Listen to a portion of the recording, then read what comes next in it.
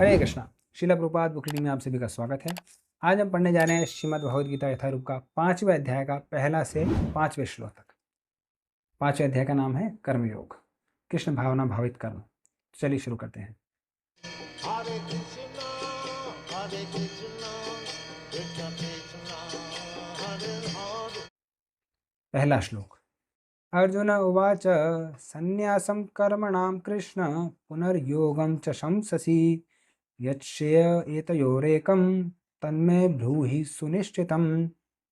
अर्थात अर्जुन ने कहा, हे कृष्ण, पहले आप मुझसे कर्म त्यागने के लिए कहते हैं और फिर भक्तिपूर्वक कर्म करने का आदेश देते हैं। क्या आप अब कृपा करके निश्चित रूप से मुझे बताएंगे कि इन दोनों में से कौन अधिक लाभप्रद है? तात्पर्य: भगवद गीता के इस 5वें अध्याय में भगवान बताते हैं कि भक्तिपूर्वक किया गया कर्म शुष्क चिंतन से श्रेष्ठ है। भक्ति पथ अधिक सुगम है क्योंकि दिव्य स्वरूपा भक्ति मनुष्य को कर्म बंधन से मुक्ति करती है। मुक्त करती है। द्वितीय अध्याय में आत्मा तथा उसका शरीर बंधन का सामान्य ज्ञान बतलाया गया है। उसी में बुद्धि योग अर्थात भक्ति द्वारा इस भौतिक बंधन से निकलने का वर्णन भी हुआ है। तृतीय अध्याय में यह बताया गया है कि ज्ञानी को कोई कार्य नहीं करने पड़ते। चतुर्थ अध्याय में भगवान ने अर्जुन को बताया है कि सारे यज्ञों का पर्यवसान ज्ञान में होता है, किंतु चतुर्थ अध्याय के अंत में भगवान ने अर्जुन को सलाह दी कि वह पूर्ण ज्ञान से युक्त होकर उठ करके युद्ध करे। अतः इस प्रकार एक ही साथ भक्तिमय कर्म तथा ज्ञान युक्त अकर्म को की महत्ता पर बल देते हुए कृष्ण ने अर्जुन के संकल्प को भ्रमित कर दिया है। अर्जुन यह समझता है कि ज्ञानमय संन्यास का अर्थ है इंद्रिय कार्यों के रूप में समस्त प्रकार के कार्यकलापों का परित्याग, किंतु यदि भक्ति योग में कोई कर्म करता है तो फिर कर्म का किस तरह त्याग हुआ? दूसरे शब्दों में वह यह सोचता है कि ज्ञान में संन्यास को सभी प्रकार के कर्मों से मुक्त होना चाहिए, क्योंकि उसे कर्म तथा ज्ञान असंगत से लगते हैं। ऐसा लगता है कि वह यह नहीं समझ पाया कि ज्ञान के साथ किया गया कर्म बंधनकारी न होने के कारण अकर्म के तुल्य ही है। अतएव वह पूछता है कि वह सब प्रकार से कर्म त्याग दे या पूर्ण ज्ञान से युक्त होकर कर्म करे। दूसरा श्लोक। श्री भगवान उवाच संन्यासः कर्मयोगश्च निःश्रेयस्य करावुभौ तयोस्तु कर्म संन्यासात् कर्मयोगो विशिष्यते। अर्थात श्री भगवान ने उत्तर दिया, मुक्ति के लिए तो कर्म का परित्याग तथा भक्ति में कर्म यानी कर्मयोग दोनों ही उत्तम हैं, किंतु इन दोनों में से कर्म के परित्याग से भक्ति युक्त कर्म श्रेष्ठ है। तात्पर्य: सकाम कर्म यानी इंद्रिय तृप्ति में लगना ही भवबंधन का कारण है। जब तक मनुष्य शारीरिक सुख का स्तर बढ़ाने के उद्देश्य से कर्म करता रहता है, तब तक वह विभिन्न प्रकार के शरीरों में देहांतरण करते हुए भवबंधन को बनाए रखता है। इसकी पुष्टि भागवतम के 5वें स्कंद के 5वें अध्याय के 4 से 6 श्लोक में की गई है। नूनं प्रमत्तः कुरुते विकर्म यदिन्द्रिय प्रीयते आप्रणोति न साधु मन्ये यतोऽवात्मनोऽयं सन्नपि क्लेशदासदेह पराभवस्तावदबोधजातो यावन्न जिज्ञासत आत्मतत्त्वं यावत् क्रियास्तावदिदं मनो वै कर्मात्मकं येन शरीरबन्ध एवं मनः कर्मवशं प्रयुक्ते अविद्ययात्मनि उपधीयमाने प्रीतिर्न यावन्मयि वासुदेवे न मुच्यते देह योगेन तावत्। अर्थात लोग इंद्रिय तृप्ति के पीछे मत्त हैं। वे यह नहीं जानते कि उनका क्लेशों से युक्त यह शरीर उनके विगत सकाम कर्मों का फल है। यद्यपि यह शरीर नाशवान है, किंतु यह नाना प्रकार के कष्ट देता रहता है। अतः इंद्रिय तृप्ति के लिए कर्म करना श्रेयस्कर नहीं है। जब तक मनुष्य अपने असली स्वरूप के विषय में जिज्ञासा नहीं करता, उसका जीवन व्यर्थ रहता है, और जब तक वह अपने स्वरूप को नहीं जान लेता तब तक उसे इंद्रिय तृप्ति के लिए सकाम कर्म करना पड़ता है, और जब तक वह इंद्रिय तृप्ति की इस चेतना में फंसा रहता है तब तक उसका देहांतरण होता रहता है। भले ही उसका मन सकाम कर्मों में व्यस्त रहे और अज्ञान द्वारा प्रभावित हो, किंतु उसे वासुदेव की भक्ति के प्रति प्रेम उत्पन्न करना चाहिए। केवल तभी वह भवबंधन से छूटने का अवसर प्राप्त कर सकता है। अतः यह ज्ञान ही कि वह आत्मा है, शरीर नहीं, मुक्ति के लिए पर्याप्त नहीं। जीवात्मा के स्तर पर मनुष्य को कर्म करना होगा, अन्यथा भवबंधन से उबरने का कोई अन्य उपाय नहीं है। किंतु कृष्ण भावना भावित होकर कर्म करना सकाम कर्म नहीं है। पूर्ण ज्ञान से युक्त होकर किए गए कर्म वास्तविक ज्ञान को बढ़ाने वाले हैं। बिना कृष्ण भावनामृत के केवल कर्मों के परित्याग से बद्धजीव का हृदय शुद्ध नहीं होता। जब तक हृदय शुद्ध नहीं होता तब तक सकाम कर्म करना पड़ेगा, परंतु कृष्ण भावना भावित कर्मकर्ता को स्वतः सकाम कर्म के फल से मुक्त बनाता है, जिसके कारण उसे भौतिक स्तर तक उतरना नहीं पड़ता। अतः कृष्ण भावना भावित कर्म संन्यास से सदा श्रेष्ठ होता है, क्योंकि संन्यास में नीचे गिरने की संभावना बनी रहती है।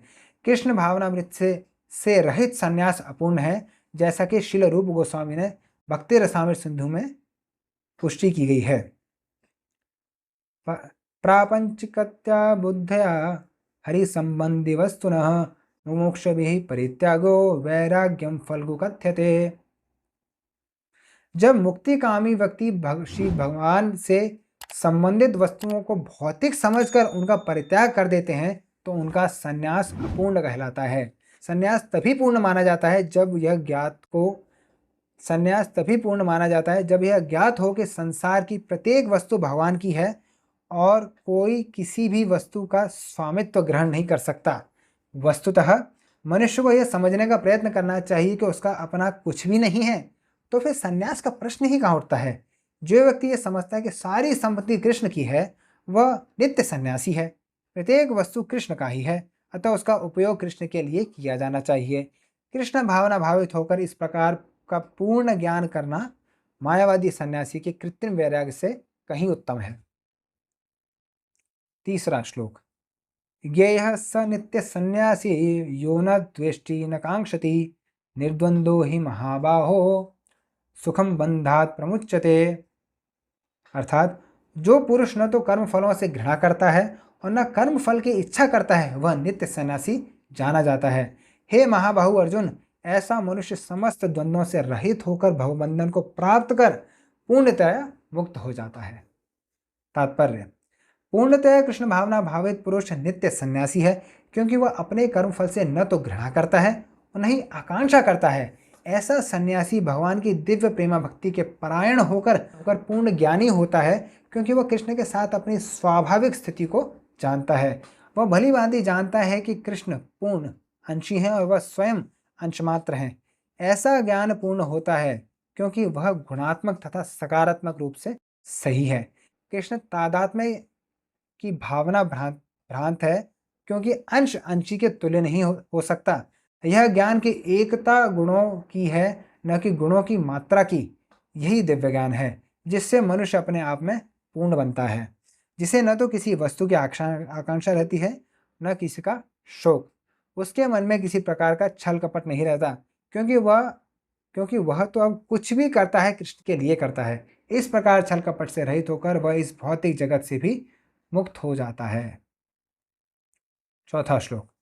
सांख्य योगो पृथक बाला प्रवदन्ति न पंडिता एकम अपि आस्थितः सम्यक उभयोर्विन्दते फलम।